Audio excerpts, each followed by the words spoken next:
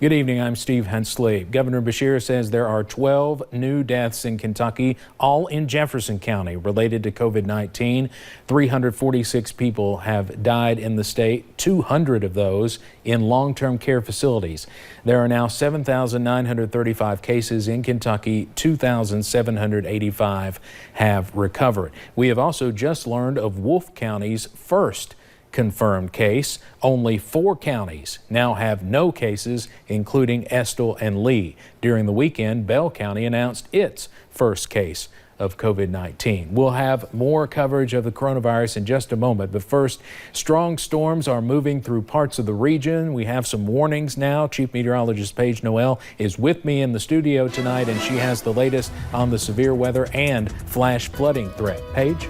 Well, Steve, we have a severe thunderstorm warning and a flash flood warning out right now, so we're going to go ahead and take you to those pretty quickly. That flash flood warning is for parts of Pulaski County. That does include the city of Somerset. Already gotten a few reports of some flooding on the roadways over there, so just always remember to turn around and do not drown. Then we have that severe thunderstorm warning. It includes parts of Pulaski, but mostly into Rockcastle County. Keeping a very close eye on this storm. Could just have some very broad rotation in it, so we'll continue to keep an eye on it, but for now it is a severe thunderstorm warning. Could be producing very heavy rain, hail, and definitely producing those gusty winds. Taking a look at the bigger picture, though, you can see that line slowly moving into our area. Those are really only the warnings we are dealing with right now with those systems. But once again, that flash flood warning is in effect for parts of Pulaski County. Remember, we have that tornado watch that goes until 9 o'clock tonight, so we'll continue to watch these storms as they move into the area. That flash flooding threat continues heading into tomorrow. I'll have more details on that coming up in a little bit. All right, thank you very much, Paige. Signs on front doors of restaurants across the Commonwealth send a similar message: no in-person dining yet. But one guest in Cumberland made an unannounced, unwelcomed visit to one local restaurant this morning, leaving quite a bit of damage behind. As WYMT's Connor James reports, the whole ordeal was captured on video. The city of Cumberland is known as the black bear capital of Kentucky for obvious reasons. And as spring moves towards summer, the bears around here, well, move closer to the city. Well, it seems like what he done, he was over there at the trash, and the guy that lived over there was in a truck and spooked it. It come through this window. When it did, it just went straight through it. Jeffrey Balchin handles the trash here at Dairy Hut, and what he's talking about is what's eventually going to happen in this video. Early Monday morning, a black bear was sifting through the trash here when a passing car spooked it. I come back about 7. The garbage can was turned over, and where I'm standing at, the window was busted. Then the one on the other side behind me, it was busted. 2 shattered windows and a scratched up floor, the result of this scared bear's break-in. I got a knock on the door this morning about 7. And my niece was at the door, and she says, the cops are at your store. There's a bear broke in. Roseanne Ross owns this Dairy Hut. Overall, this bear's run-through will cost her roughly $1,000. Despite that, though, she's able to find a little bit of humor in it. I had a customer come by. I can't remember exactly who told me. Said, you need to put a bear's butt on this window that they broke out, and then put a head on the one he went out, and put paw prints on the floor. And I just thought, well, that's a good idea. And while 2 windows here may be busted, now covered with plywood, business can still go on. In Cumberland, Connor James, WYMT Mountain News. Now, the owners say there was no blood anywhere, so they think the bear was not hurt by any of this and just ran back off into the woods. A Tennessee man faces numerous charges following a chase in Laurel County. It happened Sunday night south of London. Deputies witnessed Wade Allen Honeycutt weaving on the road in his pickup truck. When they tried to pull him over near an intersection, Honeycutt stopped briefly before taking off. Investigators say the pursuit lasted about 30 miles. Once stopped, deputies say they could smell alcohol. No one was injured. Well, under the governor's guidelines, retail businesses can start opening up this Wednesday. WYMT's Madison Pergram takes us to some of those stores and shows us how they are preparing. I think I'm I'm just looking forward to hearing those bells ring, the doors open, and people actually walk in. Wednesday will mark a big day for many retail businesses like Brittany Hale's store, Wildfire Designs.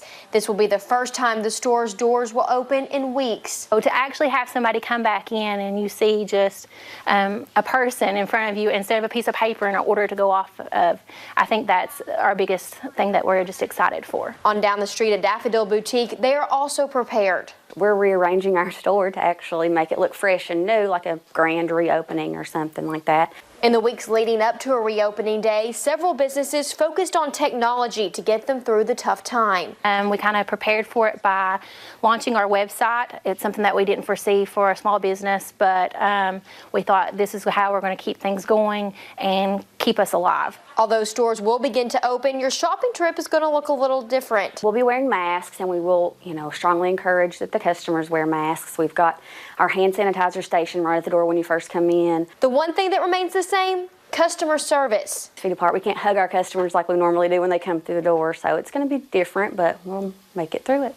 With communities supporting local and local businesses supporting their communities. In Prestonsburg, Madison Pergram, WYMT Mountain News. Daffodil's Boutique says they will continue to have their curbside pickup service, and Wildfire Design says they will continue to operate their website for the people who still do not feel comfortable going into the store. A new regulation should make it easier for Kentuckians to have legal documents notarized. Secretary of State Michael Adams issued the new rules today. Usually notaries have to be in person, but with social distancing guidelines, that's hard to do. Now notarization can be done with video conferencing, email, photo messaging, or other technology. The Secretary of State's office says this regulation will be permanent and remain available going forward. After approval from Governor Beshear, hospitals are now able to start allowing some visitation.